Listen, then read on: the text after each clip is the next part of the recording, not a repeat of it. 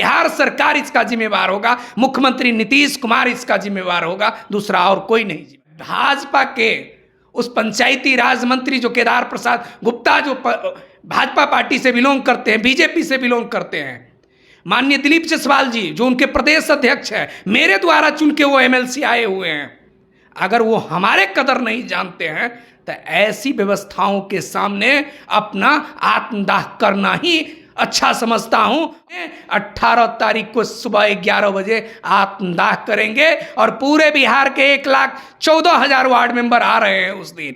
पूरे बिहार के वार्ड क्रियान्वयन प्रबंधन समिति के तमाम वो 9 लाख सदस्य सड़क पर रहेंगे और कितने आदमियों को वो गोली और डंडा और जेल में डालते हैं या मैं भी देखता हूं। उनकी तालिबानी सरकार और उनकी गोली और डंडा कम पड़ जाएगा, उनका जेल कम पड़ जाएगा।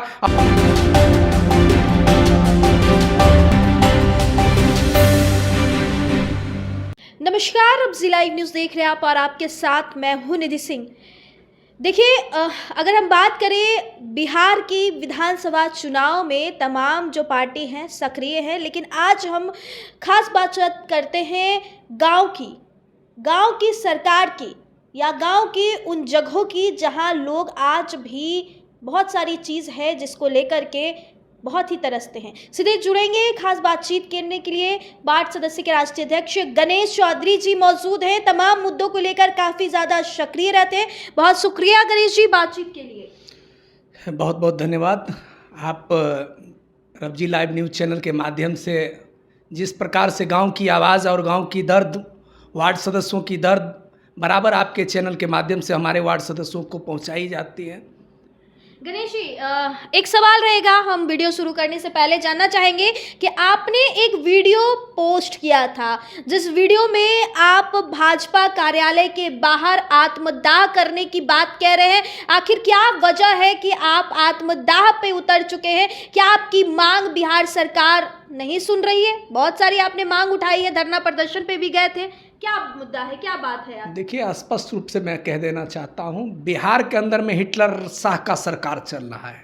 तानाशाह के रूप में जिस प्रकार से नीतीश जी ने एक प्रकरण साबित कर दिए हैं, एक आज से 3 रोज पहले जो उन्होंने एक फैसला लिए हैं, जिस फैसला के तहत में ग्राम पंचायत के मुखिया संघ को बुलाए, पंचायती राज में जिला परिषद संघ को बुलाए, प्रमुख संघ को बुलाए, पंच सरपंच संघ को बुलाए, और वहीं जो गाँव की हकीकत को जानने वाली, गांव के विकास की उस डोर को, उस नींव को रखने वाला, जो गांव की सरकार के नाम से विख्यात है वार्ड सदस्य, जो माननीय मुख्यमंत्री जी के कार्यकाल में अभी जो 24 एमएलसी बैठते हैं, जो लाल बत्ती लगा के वहां तक पहुंचे हैं, उसको बनाने में जिसकी 72% भूमिका अकेले दम पर वार्ड सदस्य देता है, 72% वोट, जिसके बदौलत वो 24 एमएलसी जीत के आते हैं, उसको दरकिनार करके इस बैठक में और मतलब 4 संगठनों को खुश किया गया और उसको दरकिनार किया गया। तो इसका मतलब है कि बिहार सरकार के मन में वार्ड सदस्यों के प्रति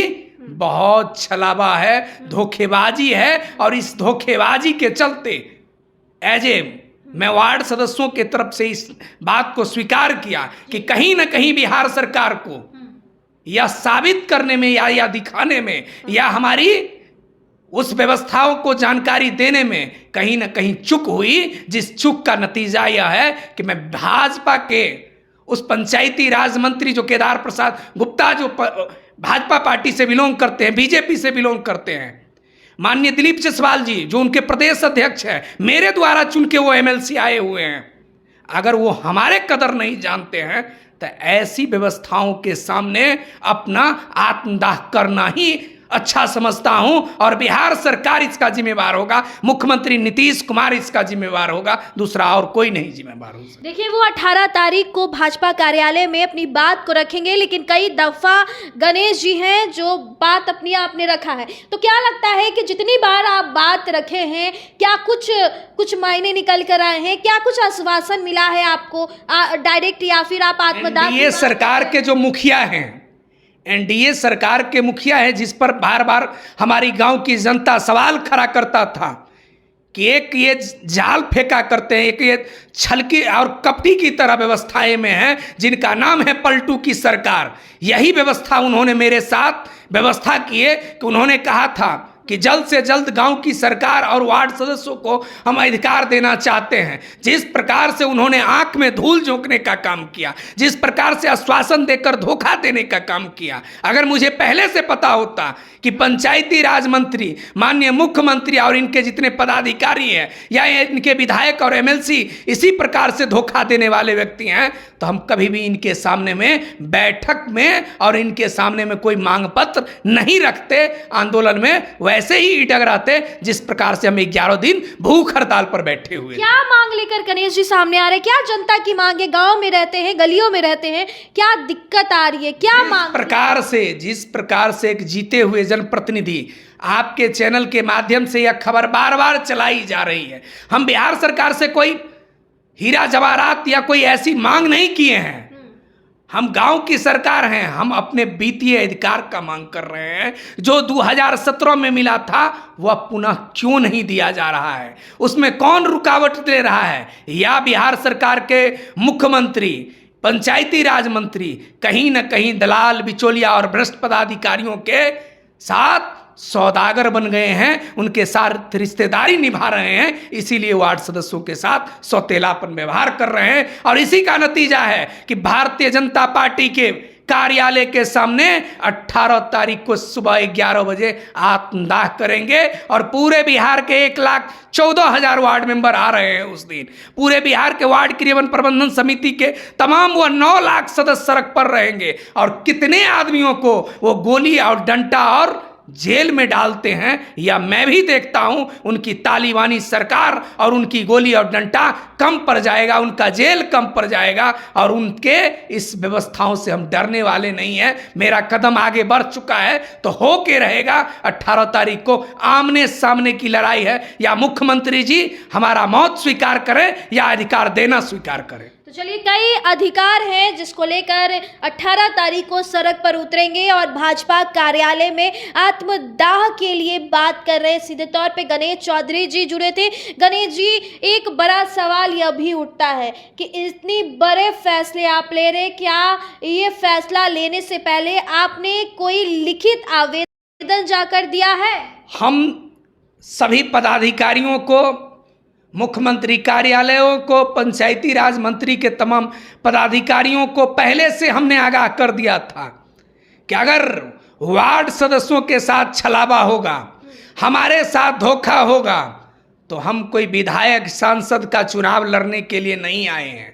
हम जीते हुए जनप्रतिनिधि हैं। हम 1,14,000 वार्ड सदस्य हैं और आपके 24 एमएलसी को लाल बत्ती जलाकर हाउस में बैठाने वाले वार्ड सदस्य हैं। आप अगर हमारे साथ इतना बड़ा धोखा किए हैं तो इसका नतीजा है कि हम 16 तारीख को मुख्यमंत्री के हाथ में अपने मौत का आवेदन सौंपेंगे, पंचायती राज मंत्री को सौंपेंगे और महामहिम राज्यपाल को सौंपेंगे और तमाम पदाधिकारी को सौंपेंगे और इसका जिम्मेदार मुख्यमंत्री नीतीश कुमार। गणेश जी, मोदी जी का एक नारा है सबका साथ सबका विकास। क्या सबका साथ मिल रहा है?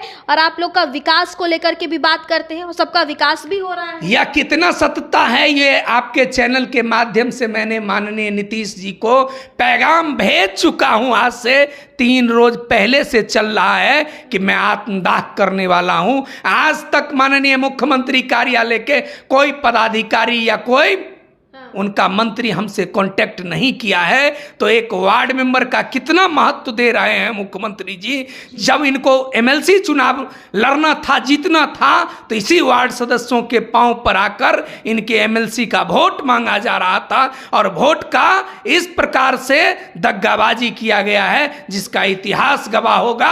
18 तारीख को जब वार्ड सदस्य जीते हुए एक जलते हुए चिता में अपने आप को छलांग लगाएगा और नीतीश कुमार की सरकार उसका साक्षी बनेगा, उनका मंत्री साक्षी बनेगा, उनका एमएलसी साक्षी बनेगा और प्रधानमंत्री जी जो धृतराष्ट्र की भांति दिल्ली से मुजरा डांस देख रहे हैं बिहार में, नीतीश कुमार की यह बहुरुपया वाली सरकार का नौटंकी देख रहे हैं कि किस प्रकार से एक जीते हुए जनप्रतिनिधि को ठगा गया, उनकी मौत को बुलावा किया गया है कि आप आत्महत्या कर लीजिए, मुझे कोई परवाह नहीं है।